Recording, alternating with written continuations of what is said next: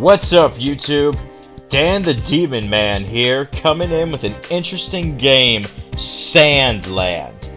Sandland is based on the single-volume manga series done by Akira Toriyama. May he rest in peace and glory. I've actually never had the pleasure of reading Sandland before, so give me a minute to do that first. 2 hours later. Okay, cool, good, easy read, and fun. Toriyama's art style and storytelling are coming through great in this short manga. Let's see how this game is in comparison to the manga, as supposedly they have expanded on the world, story, and characters. So it should be interesting.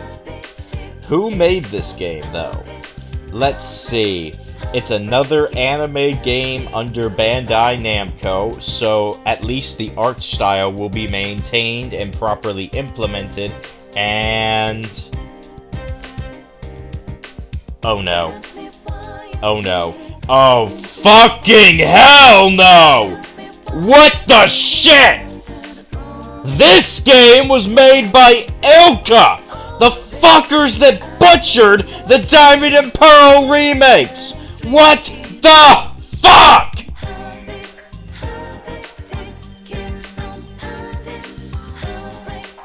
Okay.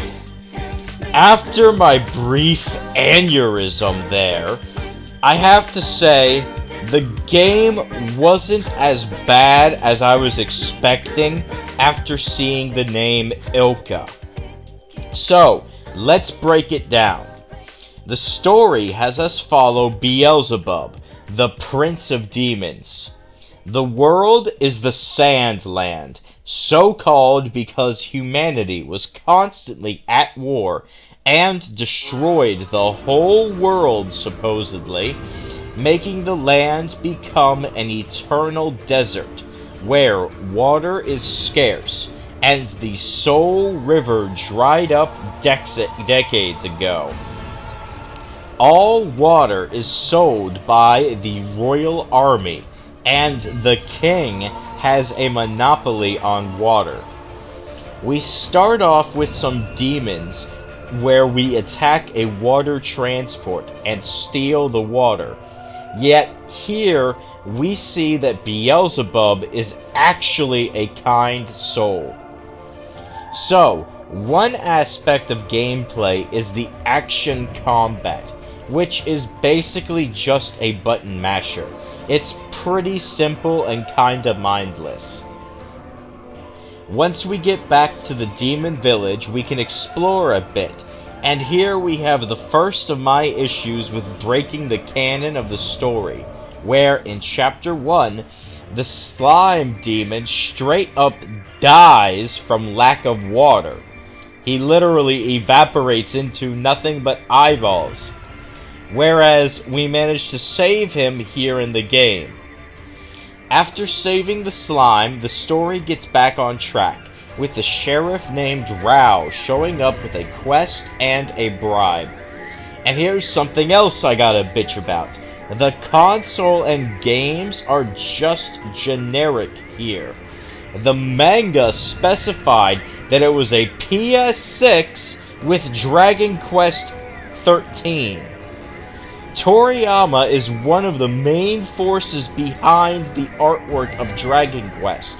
So when the story was written in 2000, this was seen as comically far into the future, or near impossible. Yet we are now currently on the PS5 waiting for Dragon Quest XII, which just put out another trailer. So, in short, the prophecy will probably be fulfilled soon.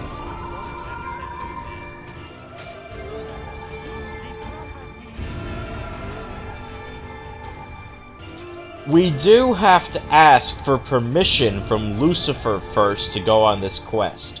And wow, Lucifer is just a physically larger version of Dabura from Dragon Ball.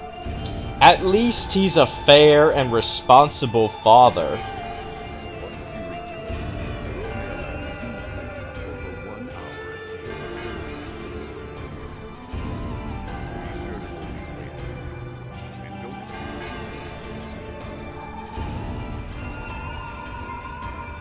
So, now we get our basic trio of Rao, Beals, and an older demon named Thief.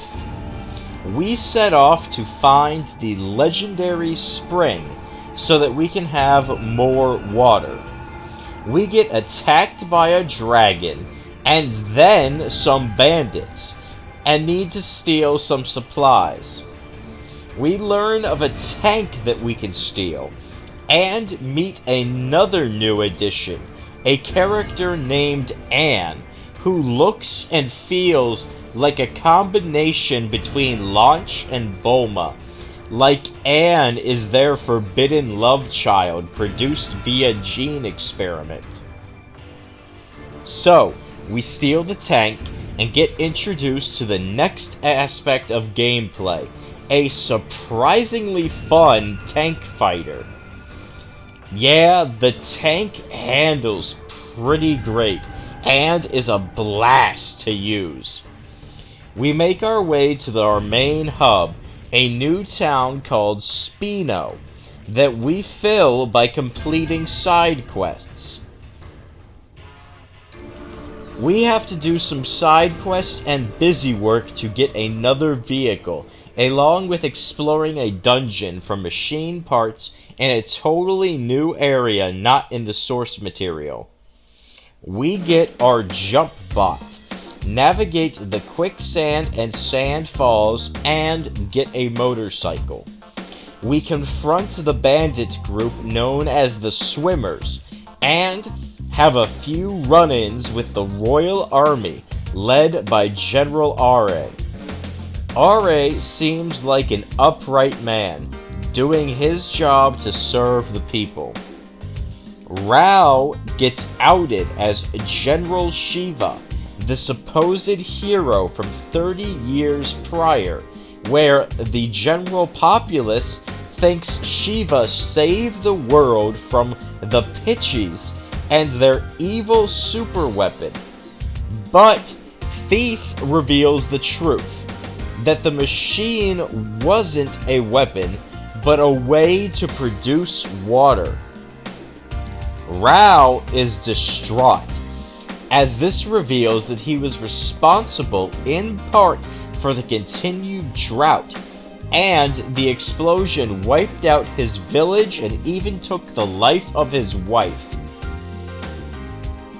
After many mishaps, side quests for bot parts, and tank fights, we finally find the legendary spring by happenstance. But the remains of the Pitchies are already there, so they leave in peace. Instead, it's time to take the fight to the Royal Army and their evil leader Zeo. We work our way south and discover a giant-ass dam with a huge reserve of drinking water.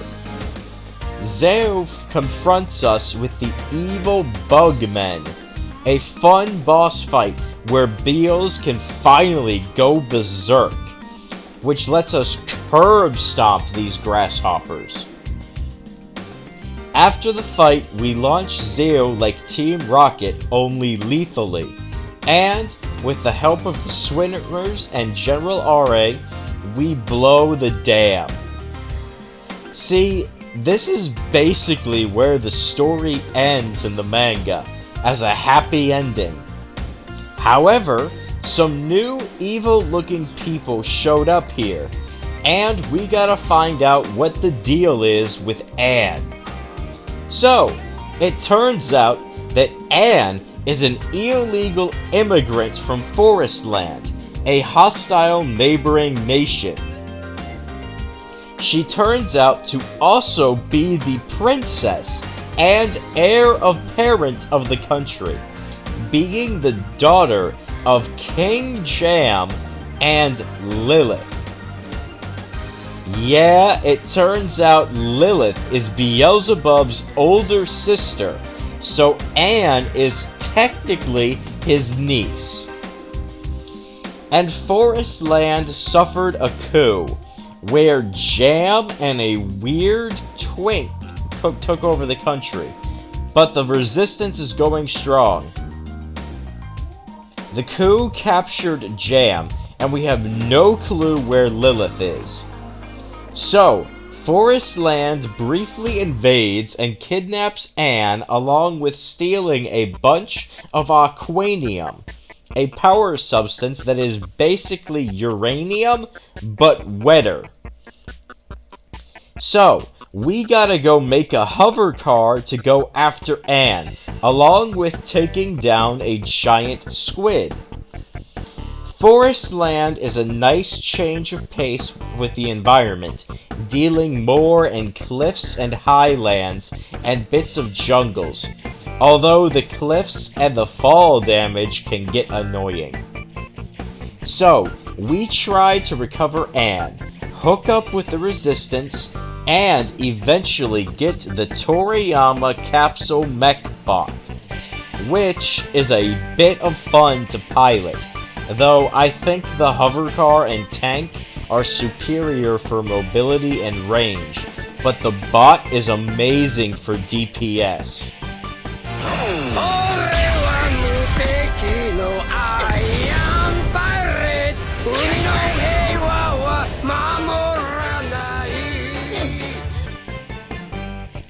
We attempt to steal back Anne's necklace and find out the twink Mooniel is actually an angel who absolutely hates demons.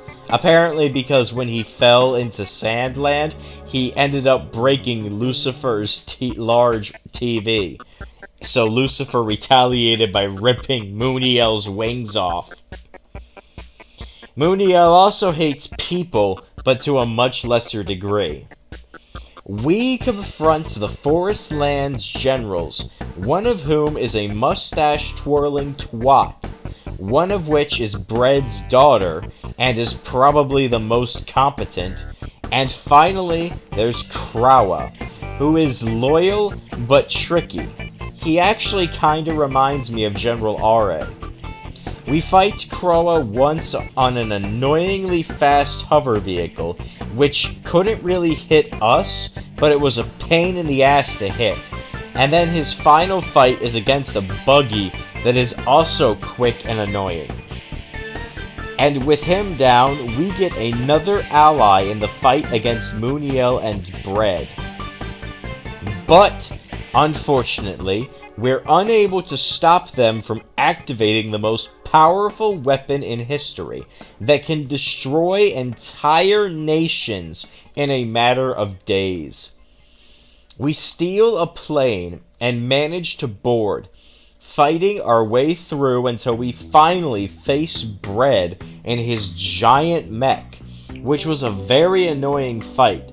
So much so, and because I was running out of time, I dropped the difficulty down from hard to easy, 'cause man was I tired.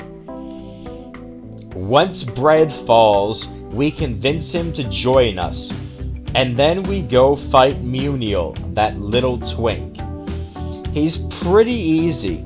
The ground fight is a cakewalk with Berserk mode, and then the big mode power-up is pretty funny with the tank. Once Mooniel falls, the ship starts to blow up, and we gotta bail. So we do, with everyone falling out. But this unseals Lilith and Lucifer, who can then save us. Then, to make matters even better, rain starts to fall, with the aquanium finally doing its stated task. We get a happy ending, and Mooniel gets a millennia-long punishment, which is pretty funny. This would be the point where I clean up the trophies for the platinum, but my game expired and I couldn't. So, This month is a mission failed. I had a lot of busy work left to get the platinum in this game, with a lot of post-game grind. But my shenanigans still worked for Soul Hackers 2, so maybe I can salvage that one. I tried to focus on the story and fun gameplay here, but the game has a lot of points against it, unfortunately. The music isn't as great as I'd hoped, the gameplay can get boring and stale fast, there's little more to level ups and equipment upgrades than number go up faster, and the gear can be annoying, as you'll get gear that need your vehicle to be higher leveled, but the upgrade material for the vehicle is locked behind story progression and side quests. It's also annoying to have to halt progress to go hunt for materials, or materials to make better materials, and money, so that you can cross a 1 or 2 time obstacle with a new vehicle that isn't as good as the tank. Enemies usually only give out 1 or 2 EXP, so fights are more for money and materials than experience. And the trophy grind only gets worse, like getting a ton of furniture for the room that does nothing, getting a ton of super powerful parts, maxing the levels of a vehicle, getting a bunch of blueprints, finding lost items, and the races which need to be sought out. It doesn't help that the map doesn't always show routes from specific places, and the areas randomly have walls that will block you, so that you have to go specific ways. I would say I pretty much saw what the game had to offer, so I'd put the platinum at like a 4.6 out of 10 due to the grind, shitty map, and banal nature of repeat assignments. As for the overall rating, the game gets a 65 out of 100. There is a good amount of stuff to like in the game, solid voice acting, great adaptation of a story to expand it, character designs loyal to the source material, but the grind and the sameness bring the game down. So, like, subscribe, hype, comment down below who your favorite character is. Mine is Rao. Stay tuned to see whether I can platinum Soul Hackers 2. And remember, only losers would trust the clearly evil Mustache General. Beelzebub has a devil put aside for me, for me.